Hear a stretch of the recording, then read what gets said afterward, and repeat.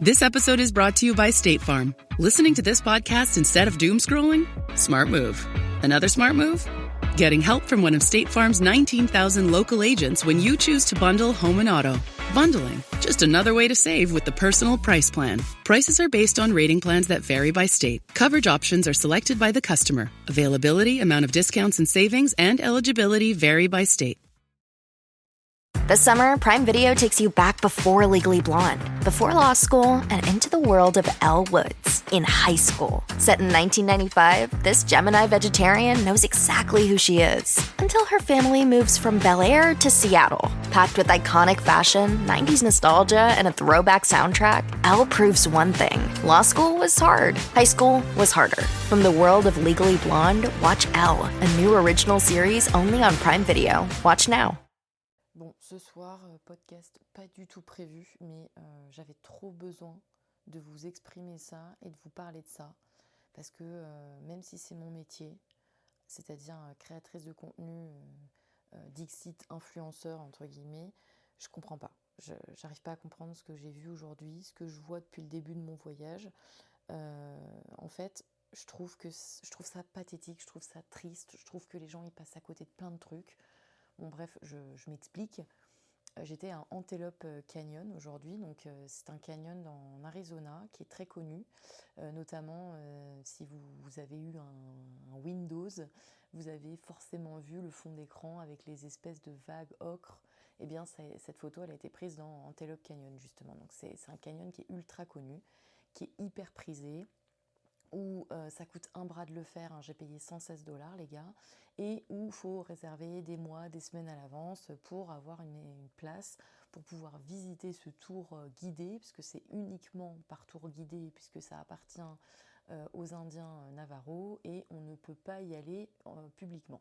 Donc bref, c'est tout un pataquès pour faire ce truc, tout le monde veut y aller, c'est extraordinaire. Bon bref, moi, toutes les connaissances que j'ai et amis qui ont fait l'Ouest américain m'ont toujours dit qu'ils n'avaient pas fait Antelope parce qu'il n'y avait pas assez de place. Moi, par chance, j'ai réussi à avoir une place et j'avais très hâte de voir ce canyon. Alors, c'était une déception monumentale, alors pas pour le lieu parce qu'il est extraordinaire, spirituellement, au niveau des énergies, enfin, il y a vraiment une ambiance particulière dans ce lieu, il est vraiment extraordinaire, vraiment c'est très très beau, mais c'est gâché level 20 milliards par le monde qu'il y a. On est obligé de faire la queue dans le canyon, enfin c'est n'importe quoi. Et surtout, cette espèce de manie qu'ont les gens depuis les réseaux sociaux, je pense, parce que je pense pas qu'il y a 20 ans, c'était pareil, quoi. Enfin, j'espère, parce que je trouve ça tellement triste.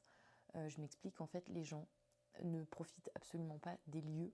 Ils font que de se prendre en photo, que ce soit en selfie, que ce soit de se faire prendre en photo par quelqu'un, de se prendre en photo mutuellement, sans compter les créatrices de contenu qui se font prendre en photo par leur mec dans toutes les positions possibles, imaginables dans tout le lieu. Et ce n'est pas isolé à Antelope. Alors Antelope, c'était la catastrophe, il n'y avait que ça, à tel point que... alors, on est tous en file indienne, donc il faut que ça torche, hein. On ne peut pas rester longtemps à l'intérieur du canyon, parce que vous imaginez le nombre de personnes qui vont et viennent dans ce truc. Donc les guides nous poussent vers la sortie assez rapidement. Ils nous disent photographier, puis après dégager. Donc c'est comme la chapelle Sixtine. La chapelle Sixtine au Vatican, c'est exactement la même histoire. On ne peut pas profiter des lieux, on ne peut pas se recueillir, on ne peut pas méditer, on ne peut pas. On est là, il faut prendre des photos à fond et il faut se barrer. Donc moi je trouve ça inadmissible. Parce que le Vatican c'est pareil, ça coûte un bras et puis il faut attendre 5 heures de queue, tout ça pour durer 5 minutes top chrono dans la chapelle Sixtine, c'est honteux. Bref, ça c'est une autre histoire. Et Antelope c'est un peu la même chose, c'est $116, on reste à l'intérieur du canyon, je dirais une demi-heure, et puis et parce que c'est la queue, sinon on y resterait 10 minutes, et puis terminé quoi. Donc moi c'est pas le sujet de ce podcast. Le sujet de ce podcast, c'est vraiment, je ne comprends pas que les gens ne posent pas leur téléphone pour regarder le lieu et profiter de ce lieu. Alors moi, je suis influenceuse, entre guillemets, je déteste ce mot, hein, vous le savez, je déteste ça parce que je trouve que c'est péjoratif. Je suis créatrice de contenu, donc forcément que je prends des photos, forcément que je fais des vidéos, forcément.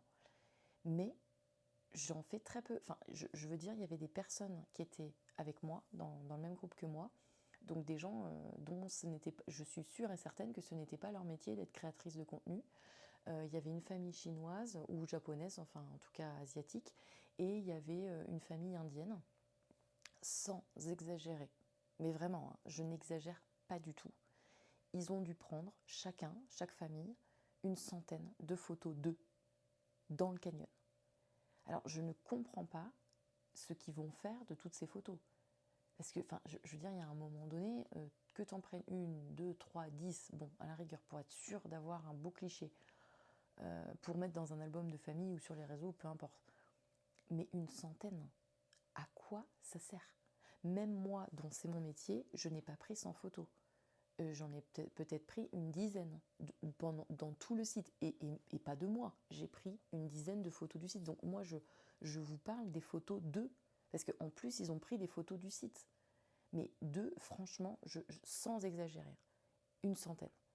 Et en plus, enfin, je veux dire, la guide tentait de nous expliquer, de nous montrer un petit peu les formes, ce que ça représentait par rapport à leur culture. Donc là, ça représentait une forme de dragon, nanani, nanana. Les gens ne la laissaient pas parler, ils l'interrompaient pour lui dire « S'il vous plaît, vous pouvez me prendre une photo, vous pouvez prendre une photo de nous, vous pouvez prendre une photo de moi et ma sœur. » Je comprends pas. Je comprends, mais ça me révolte. Parce que je veux dire, il y a des gens, par exemple comme moi, qui ont envie d'écouter l'histoire, quoi. Donc la guide, en fait, je pense qu'elle a tellement l'habitude elle continuait en fait de discuter, de parler, de raconter son histoire, et elle ne faisait même pas attention à la personne parce que, en fait, c'est irrespectueux. Et en plus, elle était très sympa, la guide, elle nous aidait à prendre des photos, elle nous prenait notre téléphone, elle nous le mettait dans un angle particulier pour qu'on puisse voir sur la photo la forme que ça prenait, donc un dragon, un cœur, un requin. Enfin, ce canyon, il est incroyable. Il est vraiment incroyable. C'est quelque chose que la nature a fait qui est formidable. C'est magnifique, vraiment. Mais c'est tellement gâché, mais c'est un calvaire. Déjà, c'est un brouhaha permanent parce que les gens sont irrespectueux, ils crient, ils parlent fort, ils s'énervent, enfin, c'est n'importe quoi. Moi, on me poussait carrément pour prendre une photo avant moi ou pour être le premier devant le truc. Enfin, je comprends pas. J'arrive pas à comprendre. Et alors, tout au long, donc ça, c'est Antelope Canyon, c'est ce que j'ai fait aujourd'hui, donc c'est mon souvenir le plus récent. Ça fait 1 mois et demi que je suis partie, que je suis aux États-Unis pour mon voyage. Franchement, hein, ce n'est pas rare, ça a été même fréquent que des nanas, surtout des nanas, hein, je dirais entre 20 et 30 ans, m'arrêtent dans la rue, des nanas que je ne connais pas, hein, pour que je les prenne en photo. Donc le cliché, le stéréotype parfait de l'influenceuse qui se met dans des positions, on ne sait pas pourquoi, au milieu de nulle part, on ne sait pas pourquoi, enfin si, pour mettre sur Instagram en l'occurrence. Et je me rappelle de une qui était russe, du coup, puisque j'avais vu sur son téléphone, c'était marqué en russe. Donc je lui ai demandé de me mettre l'appareil photo, parce que bref. Et elle vient me voir dans la rue, je passe, tranquille, je suis toute seule, elle vient me voir dans la rue, elle me demande gentiment si je peux la prendre en photo. Bon, je lui dis bah oui. Donc elle me met bien l'angle, alors elle me donne des ordres, hein. Elle me dit faut prendre comme ci, faut prendre comme ça, dans tel ordre, et puis le zoomer, machin, faut en prendre plein. Bon, ok. Donc moi je fais ce qu'elle me dit, hein, voilà. Je la prends en photo, elle me remercie 50 fois. Alors j'ai failli exploser de rire quand je voyais les poses qu'elle faisait, mais bon bref, on ne va pas juger, je suis pas là pour ça, mais ridicule. C'était à Fort Worth, au Texas, donc c'est une ville un peu, enfin beaucoup western, et elle faisait des poses, j'en sais rien, des poses de top modèle, enfin c'était ridicule, vraiment. C'est pas, je veux pas être méchante et tout ça parce qu'elle m'a rien fait, cette pauvre jeune fille, mais il y a un moment, il faut arrêter les gars. Moi c'est mon métier, je veux dire, je suis tous les jours sur les réseaux sociaux et je n'arrive pas à comprendre ça. Je comprends pas à quel moment elle n'était pas du tout habillée comme il fallait en plus, hein, je veux dire, c'est-à-dire comme il fallait. Enfin, je veux dire, on vient visiter une ville, tu t'habilles, c'est une ville où tu marches, etc., etc. Il y a beaucoup de poussière, beaucoup de bousses de vache. Enfin, c'est un peu, c'est pas rural, mais presque quoi. Fort Worth, surtout le stockyard et tout. Il y a un peu de poussière, machin, bidule. la nana, elle était habillée comme pour aller au Nouvel An, quoi. Elle était pimpée de ouf. Alors, elle était magnifique, hein, il n'y a pas de problème, au contraire. Mais je voyais pas la cohérence avec le voyage. Alors, du coup, elle fait son voyage en fonction probablement de son Instagram et de ce qu'elle veut montrer, du lifestyle probablement. Bref, je ne juge pas. Mais je comprends pas. J'arrive pas à comprendre le délire. Parce que Fort Worth, c'est quand même une ville où il y a un peu d'histoire, il y a des trucs folklore à voir, du western, du machin. Donc il y a des musées, il y a un musée, il y a des trucs à faire quand même à Fort Worth. C'est sympa, quoi. Et bref, alors vous allez savoir pourquoi je dis ça. Je suis repassée peut-être 2 heures plus tard, parce que j'ai été voir le passage des Longues-Gornes. Après, je suis allée faire les magasins, je suis revenue, j'ai fait la ville de long en large. La nana n'avait toujours pas bougé du même endroit où je l'avais pris en photo. Et en fait, elle demandait à tous les passants qui venaient de la prendre en photo. Elle regardait son téléphone. Alors, je dis ça parce que je l'ai observé du coup. Ça m'a fascinée. Je me suis dit, mais qu'est-ce qu'elle fout encore au même endroit à se prendre en photo? Donc, je me suis assise sur le banc en face de la rue et j'ai regardé ce qu'elle faisait. Et en fait, eh bien, elle se faisait prendre en photo. Elle regardait les photos. Elle arrêtait d'autres passants, elle se refaisait prendre en photo, elle regardait les photos. Donc elle devait être toujours les clichés ne devaient pas correspondre à ce qu'elle voulait comme image. Et ça faisait 2 heures qu'elle était devant le bâtiment, à se faire prendre en photo, avec des poses ridicules. Donc, alors, je ne comprends pas. Alors, peut-être qu'elle est pétée de thunes et qu'elle peut se permettre de se taper un voyage et de ne pas visiter, de ne pas en profiter. Ok, pas de problème. Mais je ne comprends pas à quelle heure tu payes une blinde, parce que ça coûte une blinde de venir aux États-Unis, hein, clairement, surtout de Russie, je pense, hein, surtout quand t'es russe, parce que c'est plus loin que chez nous, machin, et puis ça coûte un bras. Hein. Enfin, moi, ça me coûte 2 bras, 2 jambes hein, de faire ce voyage, mais c'est le voyage de ma vie, ça fait tellement longtemps que j'attends de le faire. Bon, bref, c'est pas le sujet non plus de ce podcast, mais je me demande, en fait, la nana, elle aura passé alors minimum 2 heures, hein, parce que moi quand je suis passée, elle y était déjà. Donc elle a passé peut-être une demi-journée à faire ça. Mais quel intérêt?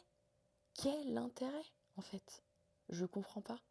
Alors que, mais même que tu aies 10 000, 50 000, 100 000, 200 000, 1 million de followers, mais quel intérêt?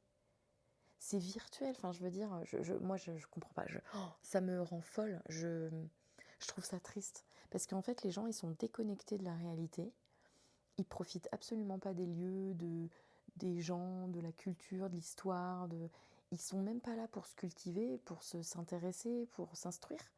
Ils sont là pour dire j'étais là, regardez mon Instagram, j'étais là. Ou alors elle a les fringues de ses partenaires et puis elle bosse. Mais moi aussi en fait, c'est ça. En fait, je fais ce métier-là. Alors certes, j'ai pas 1 million de followers sur Instagram, j'en ai que 219 000, mais ça me suffit à en faire mon métier en tout cas. Enfin, j'ai 2,5 millions de followers, tous réseaux confondus. Je suis une petite parmi les très gros, mais je suis pas une minus non plus, puisque j'en ai fait mon métier et j'en vis. Mais je n'arrive pas à comprendre à quel moment tu gâches ta vie pour ça. Parce que pour moi, c'est gâcher sa vie, parce que la meuf, en fait, quand elle aura, parce que c'est, qu'on se le dise, les réseaux sociaux, c'est éphémère. Il y a forcément un moment où ça va s'arrêter. Parce que moi, je me dis toujours, soit j'en aurai marre, j'arrêterai de moi-même, soit les gens, ils en auront marre, donc ils suivront plus, ou voilà, hein, on peut être has-been hein, au bout d'un moment, hein, voilà, bon, moi, on n'espère jamais, on espère toujours que ça dure, etc., parce que c'est un super boulot, faut se le dire, mais ça peut s'arrêter en fait. Donc je me dis, la nana, elle se fait un voyage aux États-Unis. Elle se paye son voyage, ou pas, hein, j'en sais rien, bref. Et en fait, elle sacrifie carrément une journée de voyage, enfin une demi-journée en l'occurrence, pour des réseaux. Mais c'est pas possible. Enfin, mais moi, la vie, elle est beaucoup trop courte en fait pour pas en profiter, pour faire ça. Alors moi, je vous le dis, hein, ça m'empêche pas de prendre des photos et des vidéos. Je critique pas les gens qui font ça, puisque moi-même je le fais. Mais alors déjà, moi, c'est vrai que les shootings photos, j'en fais peu. Parce que je suis pas à l'aise devant l'objectif. J'ai une photographe qui le fait, qui travaille avec moi, qui s'appelle Clémentine, qui est vraiment très douée. J'en fais à peu près un par mois et ça me demande un vrai effort. Quand je suis en vacances ou quand je travaille déjà toute seule, je suis devant l'objectif, je fais mes sketchs ou je fais mes vidéos, tout ça. Mais je sais pas, je n'ai jamais vraiment fait ça en voyage, de me faire prendre en photo comme ça, dans tous les lieux, dans tous les sens. Alors c'est pour vous dire, à Antelope aujourd'hui, donc moi je prenais mes vidéos, mes photos, parce que je trouvais que c'était très joli, les formes et tout ça, donc je prenais les formes en photo, en vidéo. Et puis une fois que j'en avais pris une ou deux, voilà, j'arrêtais quoi. Et je profitais, je touchais la pierre et je ressentais. Enfin, moi j'aime beaucoup m'imprégner des lieux, toucher, sentir. Enfin, c'est important, surtout des lieux comme ça qui sont très très spirituels, avec une vraie histoire et tout ça. Et en fait, la guide, elle est venue me voir 4-5 fois pour me prendre en photo. Elle me prenait mon téléphone, elle me disait: ah, la photo, la photo. Mais en fait, moi j'en avais rien à foutre qu'on me prenne en photo dans le canyon. Qu'est-ce que j'en ai à branler qu'on me excusez-moi, je suis vulgaire, mais qu'est-ce que j'en ai à faire qu'on me prenne en photo dans le canyon? Mais quel intérêt? Je vais me mettre comme ça, ah, j'étais là, j'y étais, à l'Antelope, j'y étais. Ouais, moi j'ai une place, ouais, j'y suis allée. Non, mais moi je m'en fous de ça en fait. C'est pas ça qui m'importe quand je fais mes photos ou mes vidéos, c'est pas me montrer pour dire j'étais là. Non, en fait, moi ce qui m'intéresse, c'est de vous montrer, par exemple, j'en ai fait une vidéo, la réalité d'Antelope Canyon. C'est quoi la réalité? Alors voilà, je montre, c'est magnifique, vous voyez, oui, c'est ce qu'on voit sur Instagram. Et après, je montre tous les gens, la guide qui gueule, le brouhaha, les gens qui te poussent. Voilà, ça c'est la vraie réalité d'Antelope Canyon, malheureusement. Donc tu vas payer 116 $ pour te faire pousser au cul. Les gens qui crient, qui parlent dans tous les sens, tu peux même pas te concentrer si tu as envie de méditer un peu dans le lieu, au cas où. Et t'as pas le temps, parce qu'il faut se dépêcher. Donc non, hallucinant, je comprends pas. Je trouve que ça gâche tout. Les réseaux sociaux, alors autant c'est mon métier, je trouve ça extraordinaire sur plein de points parce que ça permet d'avoir des vagues de solidarité, d'en faire une communauté. C'est-à-dire une communauté, c'est des gens qui partagent des choses en commun, qui ont des valeurs en commun. Ça regroupe les gens. Les gens qui se sentent seuls, eh bien, ils se sentent moins seuls. Il y a plein de belles valeurs sur les réseaux sociaux, vraiment. Et moi, la première, je trouve ça super. Mais ça, c'est vraiment les démons des réseaux sociaux, quoi. Les démons, je parle de vouloir se montrer, de faire de sa vie un Instagram, dans le sens où de montrer que les bons côtés, de montrer que le truc trop beau, trop chouette, j'étais là, nanani, nanana. Aucun intérêt. Aucun intérêt. Enfin, moi, je comprends pas les gens qui ne montrent pas la vraie vie sur Instagram. Je comprends pas. On va aller plus loin encore dans la réflexion avec les filtres et les machins, les gens qui se photoshopent. Mais je ne comprends pas à quel moment on se photoshop. Pourquoi en fait? Pourquoi ne pas s'accepter tel qu'on est, en vrai? Enfin, je pense que ces gens-là, ils sont malades, ils ont un problème avec leur apparence, ils se voient pas du tout de la bonne façon, et en fait, ils se modifient carrément. Et moi, j'arrive pas à comprendre. Et je connais quelques personnes, en vrai, et qui se photoshopent de oufissime sur les réseaux. Tu regardes une photo de la meuf sur Instagram, tu la vois en vrai, t'as l'impression que c'est pas la même personne. Mais t'as l'impression que c'est pas la même personne. Tellement elle se photoshop. Et moi je me dis, mais quand elle se regarde dans le miroir, elle voit la photo qu'elle a photoshopée ou elle voit son vrai reflet? Moi ça m'intrigue en fait des trucs comme ça. Et je comprends pas. Je comprends pas. Et ça, c'est les dérives des réseaux sociaux. C'est à force de montrer le parfait, le machin, le bidule, des trucs photoshopés. Les meufs, enfin, je veux dire, moi, je fais du sport à balle. J'en fais beaucoup. Je mange bien. Je suis pas en surpoids. Je suis pas grosse, tout ça. Mais ça n'empêche pas que j'ai un petit ventre, j'ai des bourrelets, j'ai des vergetures, j'ai de la cellulite. Et alors? Et alors? Enfin, j'ai pas de seins refaits, donc j'ai les seins qui tombent. Et alors? C'est la nature, en fait. J'ai 41 ans, c'est la nature. Je peux pas avoir une poitrine de nana de 20 ans, quoi. Et c'est très fréquent que je me montre sur les réseaux sans maquillage. Et le premier truc des gens, c'est de dire: oh là là là là là, ouh là là, t'es fatiguée. Ouh, t'es pas bien. Oh, tu vas pas bien en ce moment. Les gens, ils m'envoient des messages privés comme ça. et je vais faire la même vidéo ou une autre vidéo 10 minutes plus tard, maquillée, pimpée, les gens vont me dire « Oh là là, ça te réussit quand même les États-Unis, hein. Oh, qu'est-ce que t'as glow up !» Mais non les gars, en fait, c'est juste que j'ai du maquillage. Et on en parle des filtres. Alors moi, je mets pas de filtre. Mais si je mettais des filtres, les gens me diraient « Oh là là là là, les États-Unis, c'est ta glow up !» Mais non, mec, en fait, c'est juste un filtre, en fait. C'est fake. Et moi, j'aime pas, je mets pas de filtre parce que j'ai beaucoup de jeunes qui me suivent, notamment sur Snapchat, TikTok. Et je ne veux pas montrer cette dérive des réseaux qui te font croire que tout est parfait. Moi, je veux qu'ils voient ma sale gueule, hein. J'ai aucun problème avec ça. J'ai aucun problème à me filmer le matin quand je me lève avec ma gueule, les cernes jusqu'en bas des joues, des boutons parce que j'ai mes règles et j'ai quelques boutons sur la gueule. J'en ai rien à faire de ça, bien au contraire. Moi, c'est un message à tout le monde pour dire mais acceptez-vous comme vous êtes, putain. C'est pas grave si vous avez des boutons, des vergetures, de la cellulite, les fesses trop plates. Alors on n'est jamais content, hein. Moi je dis pas que je travaille pas pour ça, hein. Je fais des fentes bulgares, en veux-tu en voilà, avec des poids dans tous les sens pour avoir un beau cul bombé, hein. Oui, mais bah, tant pis, mon cul plat, ça fait partie de ma génétique. Ma grand-mère avait le cul plat, enfin ma grand-mère elle est toujours en vie, hein. Ma grand-mère a le cul plat, ma mère a le cul plat, mes deux tantes ont le cul plat. C'est génétique, on a le cul plat. Bon bah tant pis, bah, on a d'autres choses bien, on a des jolis seins. Qu'est-ce qu'on a d'autre? On a des belles cuisses galbées, voilà, on a d'autres trucs, et puis c'est tout.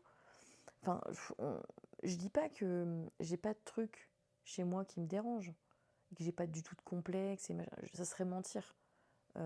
Surtout que si vous écoutez mes podcasts, vous savez que j'ai eu, et on l'a toute sa vie, hein, des TCA, donc des troubles du comportement alimentaire, qui est lié aussi, je pense, à l'image, à plein de trucs. Heureusement, aujourd'hui, je m'en suis sortie, je suis plus anorexique et je suis très contente, mais donc je dis pas que moi je m'assume totalement. Je m'assume, je suis fière de moi, je suis fière de ce que je suis, de mon corps, de ma forme, de ma santé, mais bien sûr qu'il y a des trucs peut-être que j'aimerais améliorer et que je fais pour, etc. D'accord, mais je veux pas mentir et je veux pas être fake sur les réseaux parce que c'est trop important, l'image qu'on peut véhiculer auprès de jeunes.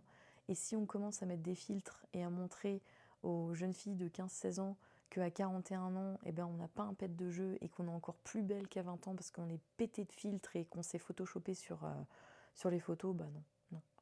Non, non, moi je trouve ça aberrant. Il y a des nanas de mon âge qui font des vidéos. Alors je suis tombée dessus une fois sur TikTok d'une nana qui a 40 balais, qui dit dans la vidéo justement j'ai 40 ans, je suis pas maquillée, machin, et pourtant, voilà, je fais pas mon âge. Et en fait, il y a un filtre.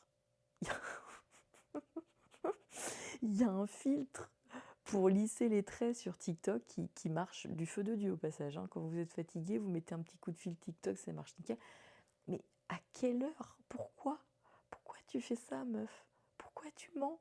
Alors je me dis, c'est peut-être très grave parce que elle n'en a peut-être elle-même pas conscience. C'est ce que je me suis dit. Je me suis dit peut-être que en fait, elle n'a pas conscience de sa vraie image. En fait, que c'est un filtre qui lisse. Et je pense que ça se trouve, elle se voit comme ça. Puisqu'elle se filme. C'est vrai, en tant que créateur de contenu, hein, moi je suis bien placée pour le savoir, on se filme tout le temps et on monte nos vidéos. Enfin, en l'occurrence, la plupart du temps, je dirais. Et du coup, on se voit à longueur de temps dans le téléphone. Donc si la nana, elle met tout le temps un filtre, elle croit qu'elle a cette apparence-là, quoi. Et là, c'est grave. Là, je me dis, putain, c'est grave. Parce que si elle croit vraiment ce qu'elle dit, là, c'est une maladie, en fait. Je ne sais plus comment ça s'appelle, vous allez me le dire en commentaire. Dysmorphobisme, dysmorphisme, quelque chose comme ça. Je ne veux pas vous dire de bêtises, mais c'est un truc comme ça. Où, en fait, on n'a pas conscience de sa vraie apparence à force de se filmer et de se photoshopper, de se mettre des filtres et tout ça, quoi. Donc bref, on s'égare un peu du sujet qui était se prendre en photo dans tous les sens, dans toutes les positions, partout, tout le temps. Donc après Antelope, aujourd'hui, je suis allée à Horschubent, qui est un magnifique lieu extraordinaire. Avec, en fait, on voit le Colorado qui fait le tour d'une immense falaise. Et en fait, ça a la forme effectivement d'un fer à cheval. Et c'est pas très sécurisé. Alors souvent aux États-Unis, les lieux comme ça, c'est pas très très sécurisé. Il y a vite fait une barrière, puis après on peut se barrer un petit peu sur le côté, et puis il n'y a plus de barrière, quoi. Donc on parle de falaises gigantesques, hein. Je veux dire, je sais pas combien il y a de mètres, mais c'est en centaines et en centaines et en centaines de mètres, hein. Je pense qu'on est très très très très haut, hein. Genre peut-être 1000 mètres ou quelque chose comme ça. Donc si vous tombez, vous êtes mort, hein, ça c'est sûr. Il y avait des gens qui se mettaient au bord de la falaise pour se prendre en photo. Donc des nanas essentiellement qui se faisaient prendre en photo par leur mec pour forcément, je pense, les réseaux sociaux, les gars, hein. Je suis pas sûre à 100%, mais à 99,99, dans des positions Instagram level 20 000, donc hyper dangereuses, parce qu'elles étaient au bord de la falaise. Enfin, je veux dire, moi, j'arrivais pas à regarder, parce que je me dis, à un moment donné, quand elles font des espèces de poses avec la tête en arrière ou des trucs comme ça où elles se mettent sur la pointe des pieds, vous voyez là le truc là pour paraître un peu plus mince, pour avoir l'angle, nanana, je me dis mais elle trébuche ou elle perd l'équilibre, la meuf elle est morte en fait. Mais à quelle heure on prend des risques comme ça pour Instagram? Ça me fait penser au mec, j'avais vu ça cet hiver, au mec qui se décroche, qui fait l'Everest, qui est dans un groupe, qui se décroche, qui demande à un pote à lui de le prendre en photo, et qui glisse et qui tombe et qui meurt. C'est arrivé cet hiver. Mais n'importe quoi. À quel moment tu prends des risques pour faire une photo pour les réseaux sociaux? Je ne comprends pas ça. Pourtant, moi, c'est mon métier. Je veux dire, je devrais... mais je devrais, non, même pas, mais ça n'excuse pas, en fait. À quel moment tu fais ça? Enfin, c'est ridicule. Déjà, je trouve ça ridicule. Parce qu'en fait, vu le nombre de créateurs de contenu qu'on est, si c'est pour avoir 1000 likes, même 10 000, t'as 10 000 likes sur ta photo. T'es content? Est-ce que ça t'a changé la vie? Non. Est-ce que tu vas mieux? On ne sait pas. Enfin, si ça t'a fait plaisir, ça t'a donné un coup de dopamine, voilà. Et puis le lendemain, il faut en faire une autre, en fait. Parce que les gens, en fait, ils zappent, ils en ont rien à foutre, ils scrollent à longueur de journée. Donc ils vont liker ta photo parce que putain c'est chouette, hein, hop je mets un like. Et puis terminus. Mais à quel moment tu mets ta vie en danger pour un like, pour un commentaire, non, je suis désolée. Alors moi avec tout le respect que je vous dois, vous auditeurs, abonnés, jamais je prendrai un risque pour avoir des likes ou pour avoir des commentaires ou pour non, pour faire des vues, j'en ai rien à secouer. Moi, ça n'a jamais été mon rêve de vie d'être influenceur ou créateur de contenu parce que je ne savais pas ce que c'était comme métier. Je suis tombée dedans par hasard. Je trouve aujourd'hui que c'est un des meilleurs métiers du monde parce que on a la chance de faire ce qu'on aime. Enfin, moi, je fais ce que j'aime. En tout cas, je suis dans mes passions, c'est-à-dire le voyage et le crossfit, le cheval. Et j'en fais du contenu, donc c'est quand même extraordinaire. Mais ça n'empêche pas que je risquerai pas ma vie pour faire des vues, quoi. Moi, c'est pas mon goal de vie de me dire je veux faire des millions de vues. Alors, je suis hyper contente quand je fais des millions de vues sur mes vidéos, hein. Je dis pas le contraire, franchement. Mais ça m'obsède pas. Je suis pas là pour ça. Moi, je suis là pour... je fais du contenu qui me ressemble, ou du contenu qui me fait plaisir, ou du contenu qui me fait rire. Ça part d'un sentiment très égoïste, mon contenu à la base. Est-ce que ça me fait rire? Oui. Est-ce que j'ai passé un bon moment à le faire? Oui. Est-ce que c'est un truc informatif dans le sens où est-ce que j'ai envie de vous véhiculer cette information parce que je la trouve importante? Oui. Est-ce que j'ai envie de véhiculer des valeurs comme le bien-être équin, le bien-être humain, le respect des autres et des animaux, etc.? Oui. Voilà pourquoi je fais du contenu. Après, que ça fasse des vues, je dirais c'est la cerise sur le gâteau. Et ça, c'est vraiment la récompense, en fait, la pépite de voir que des gens partagent vos valeurs, communiquent avec vous. Moi, j'adore recevoir vos retours de podcast ou vos retours sur les vidéos, d'avoir des commentaires, d'ouvrir des débats. Des fois, vous n'êtes pas d'accord et du coup, ça permet de discuter. C'est ça qui est génial. Donc ça, c'est vraiment la pépite des réseaux sociaux. Ça permet d'échanger sur des choses. Mais il y a des grosses dérives. Et c'est ça que je veux dénoncer dans ce podcast ce soir, c'est que c'est pas normal que les gens n'arrivent pas à profiter d'un lieu, restent juste dans le lieu 5 minutes pour prendre des photos. Une fois qu'ils ont leurs photos, ils se cassent. Ou alors qu'ils prennent des risques, mais incommensurables, pour prendre la photo instagrammable.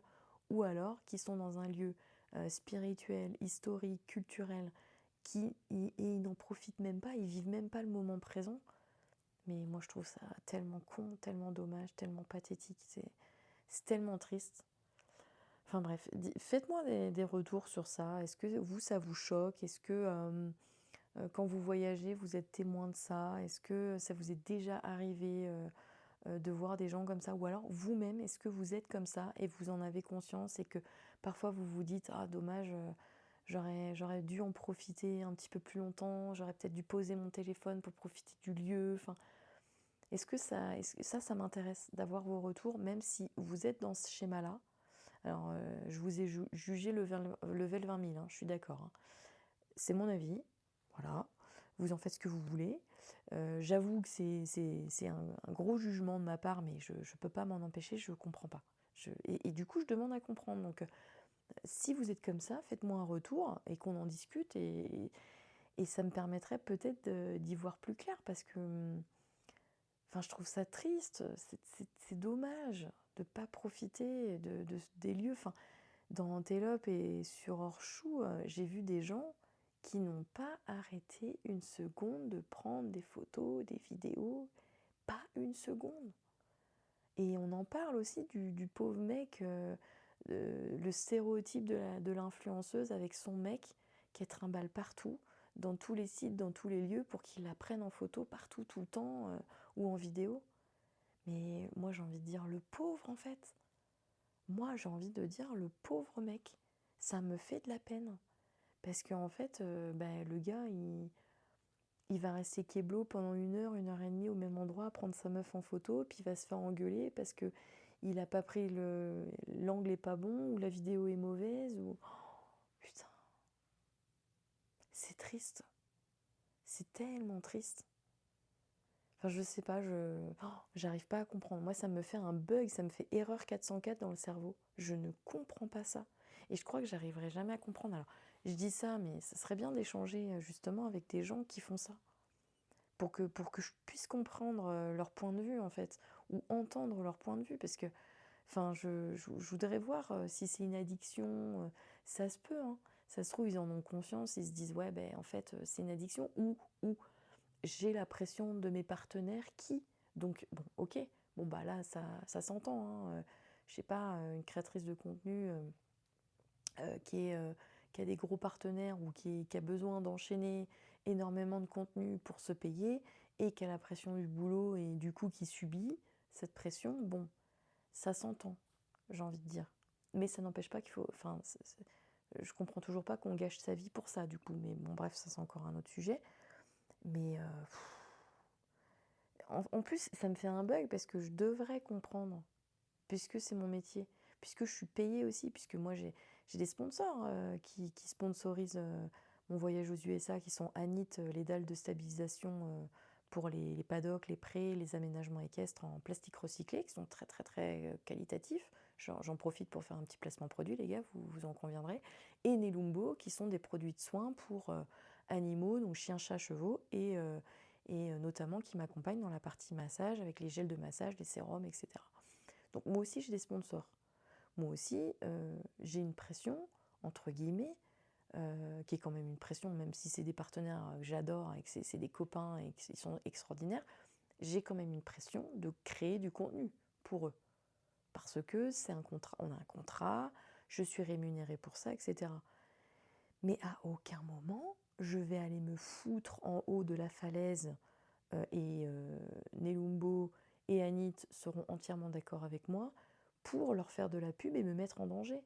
À quelle heure? À quel moment on fait ça? Mais il y a des gens qui meurent tous les jours avec leurs conneries d'Instagram, là, à prendre des photos hyper dangereuses. Donc, puis c'est pas les partenaires qui demandent ça. Hein. Enfin, s'il y a des partenaires qui demandent ça, faut les dénoncer. Hein. Et j'en suis sûre que non. C'est juste que c'est toujours le meilleur cliché, la meilleure photo, la meilleure vidéo, la plus sensationnelle, celle qui fera la plus de vues. C'est la course à ça, quoi. Donc bref, enfin voilà, c'était ma réflexion du soir. Moi, je vous avoue que ça m'a vraiment gâché Antelope. Et pourtant, c'est un lieu tellement magique, tellement spirituel, avec une belle histoire des Indiens Navajo, de la tribu Navajo, enfin des natifs Navajo, parce qu'ils n'aiment pas qu'on les appelle les Indiens. Et je trouve ça dommage en fait. Cette cohue, ce business autour de ça. Alors ça permet de faire vivre la ville de Page, qui est une très jolie petite ville et très moderne du coup. Donc le tourisme, c'est leur seule source de revenus et ils s'en servent bien, et tant mieux. Mais c'est what the fuck quoi. C'est what the fuck. Donc voilà, c'était un petit podcast sur la photo à tout prix, le selfie à tout prix, et ce que je comprends pas. J'ai pas encore donné de titre à ce podcast, je l'ai vraiment enregistré à l'arrache parce que je me suis dit qu'il fallait que j'évacue ça, il fallait que je vous en parle, il fallait qu'on échange là-dessus. Donc j'attends vraiment vos retours. N'hésitez pas à m'envoyer des DM sur Insta, Ponycorn le blog ou Ponycorn Lifestyle. Et on débattra là-dessus parce que si vous n'êtes pas d'accord avec moi, je comprends pas. La meuf qui est complètement... elle est fermée, quoi. Il n'y a pas de discussion possible. Non, je suis pas fermée, je dis ça pour rire, mais je vous avoue que je comprends pas. Franchement, je vous avoue que je comprends pas. Et j'ai hâte d'avoir un retour. J'espère que j'en aurai en tout cas de créateurs ou de créatrices de contenu qui font ça et qui peuvent pas s'en empêcher, par exemple, et qui m'expliquent pourquoi. Ça serait vraiment très enrichissant, je pense, d'avoir un échange ensemble sur ça. Donc voilà, nous on se retrouve, comme d'hab, tous les mardis à 22h et tous les vendredis à 22h. Salut!